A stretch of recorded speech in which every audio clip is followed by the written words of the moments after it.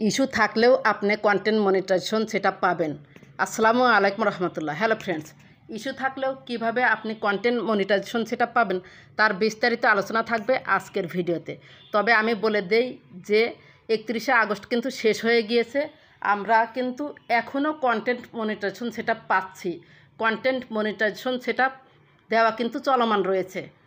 যারা ফেসবুকে কাজ করছেন নিয়মিতভাবে এবং অরিজিনাল কন্টেন্ট দিচ্ছেন তাদেরকে কিন্তু প্রতিদিনই Facebook team content monetization setup দিচ্ছে। আমি আপনাদের কয়েকটি স্ক্রিনশট দেখাচ্ছি। এই যে 4 সেপ্টেম্বর খুব উপকার পেলাম আপু, আমি গতকাল রাত 11:30 PM 1 September 2025 content monetization setup পেলাম 3 মাসের মধ্যে। এই যে সুস্মিতা ভাদ্রি আপু কিন্তু বলেছে। এরপর এখানে দেখা যাচ্ছে যে এটাও আমি আজকে সেপ্টেম্বরের একটা স্ক্রিনশট নিয়েছি। কন্টেন্ট মনিটাইজেশন সেটআপ এখানে কিন্তু দেখতে পাচ্ছেন যে সে পেয়েছে। 31শে আগস্টের পরও কিন্তু গণহারে কন্টেন্ট মনিটাইজেশন সেটআপ দিচ্ছে। কন্টেন্ট মনিটাইজেশন সেটআপ কিন্তু দেওয়া বন্ধ নেই। আপনারা কারো কথায় কান না দিয়ে আগের মতোই নিয়মিতভাবে কাজ করে যান, অবশ্যই আপনি কন্টেন্ট মনিটাইজেশন সেটআপ পাবেন। যে আলহামদুলিল্লাহ আমিও কন্টেন্ট মনিটাইজেশন পেয়ে গেছি। 2 আওয়ার্স এগো সেপ্টেম্বরের 3 তারিখে আমি স্ক্রিনশটটা এটা নিয়েছি। এরপরে যে এখানে দেখতে পাচ্ছেন যে সেপ্টেম্বরের 3 তারিখে আরেকটা স্ক্রিনশট, আপু আমি তো মনিটাইজেশন পেয়ে গেছি, তা আমার আগের যে ছবি ভিডিও আপলোড করেছি এগুলোর এই ভিউজ থেকে কি কোনো ইনকাম আসবে, নাকি এখন থেকে যেগুলো করব সেগুলো থেকে ইনকাম হবে? দয়া করে বলবেন একটু আপু, আপনার ভিডিওটা দেখে অনেক ভালো লাগলো। তার মানে স্ক্রিনশটগুলো কমেন্টসগুলো দেখে কিন্তু আপনারা নিশ্চিত হলেন, 100% নিশ্চিত হলেন যে কন্টেন্ট মনিটাইজেশন সেটআপ কিন্তু দেওয়া এখনও বন্ধ হয়নি, বন্ধ হবেও না। কারণ আমি বলেছি ফেসবুকের এটাই কাজ, যারা ফেসবুকে নিয়মিতভাবে কাজ করবে তাদেরকেই কন্টেন্ট মনিটাইজেশন সেটআপ দিয়ে দিবে। আপনারা আগে যেভাবে কাজ করেছেন ঠিক সেভাবেই কাজ করে যান। ফেসবুক যখন মনে করবে যে আপনার পেজ এবং প্রোফাইল কন্টেন্ট মনিটাইজেশন সেটআপ পাওয়ার উপযুক্ত দিয়ে দিবে। প্রোফাইলে ইস্যু থাকা সত্ত্বেও কন্টেন্ট মনিটাইজেশন সেটআপ পাওয়া যায়। তবে কী ধরনের ইস্যু থাকলে কন্টেন্ট মনিটাইজেশন সেটআপ পাবেন সেটাই এই প্রোফাইলে আমি দেখাবো। আমি গতকাল এই প্রোফাইলে কন্টেন্ট মনিটাইজেশন সেটআপ করে দিয়েছি, পে আউট সেটআপটাও করে দিয়েছি। এই যে দেখতে পাচ্ছেন থ্রি ডট আপনি ক্লিক করুন। এরপর দেখতে পাচ্ছেন প্রোফাইল স্ট্যাটাসে আপনি ক্লিক করুন। এখানে দেখতে পাচ্ছেন যে মালিহা সুলতানা সবুজ টিক চিহ্ন, রিকমেন্ডেশন অ্যাক্টিভ, মনিটাইজেশন অ্যাক্টিভ, এর কিন্তু ইস্যু আছে, তারপরেও রিকমেন্ডেশন অ্যাক্টিভ আছে। এই যে রিকমেন্ডেশনে যদি আমি ক্লিক করি এখানে রিকমেন্ডেবল থাকবে। এই যে রিকমেন্ডেবল, নেট একটু স্লো যে কারণে একটু সমস্যা হচ্ছে, ব্যাকে চলুন। এরপর মনিটাইজেশন অ্যাক্টিভ, এই যে মনিটাইজেশন আমি ক্লিক করলাম, এখানেও কিন্তু অ্যাক্টিভ। এই যে your profile is active and earning, ব্যাকে চলুন। এরপর দেখতে পাচ্ছেন যে প্রোফাইল আইকন 3 ডট ক্লিক করুন। এরপর সেটিংস অ্যান্ড প্রাইভেসিতে ক্লিক করুন, সেটিংস অ্যান্ড প্রাইভেসি।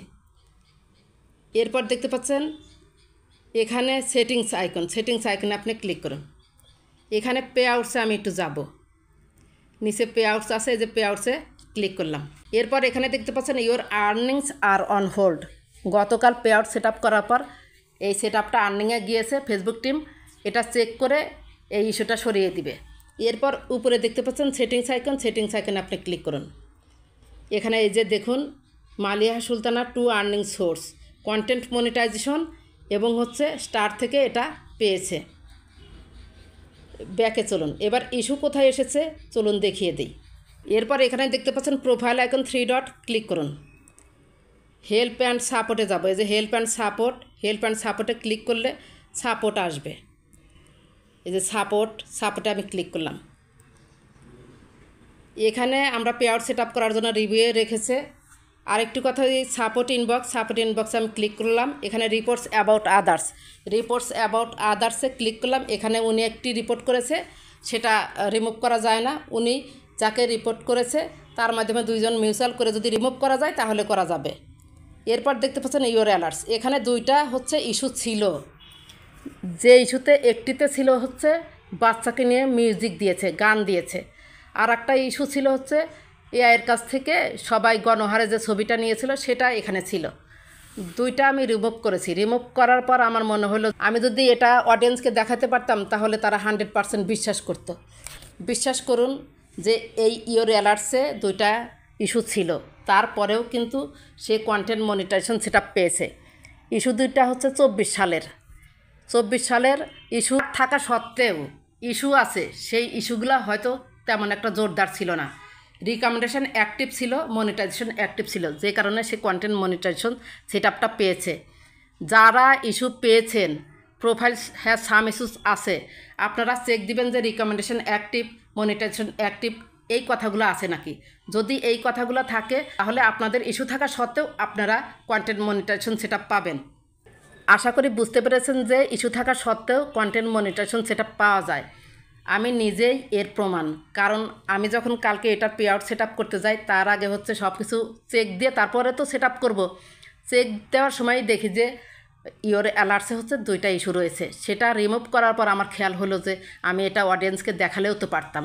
যাই হোক, আজকে আমি আপনাদের জানিয়ে দিলাম যাদের প্রোফাইলে সাম ইস্যুস বা যে কোনো ধরনের ইস্যু রয়েছে কিন্তু মনিটাইজেশন অ্যাক্টিভ এবং হচ্ছে রিকমেন্ডেশন অ্যাক্টিভ রয়েছে, 100% শিওর থাকেন আপনারা কন্টেন্ট মনিটাইজেশন সেটআপ পাবেন।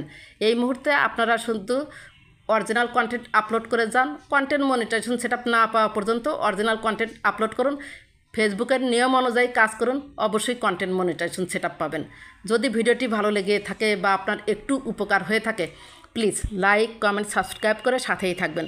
ভালো থাকবেন, সুস্থ থাকবেন। আল্লাহ হাফেজ।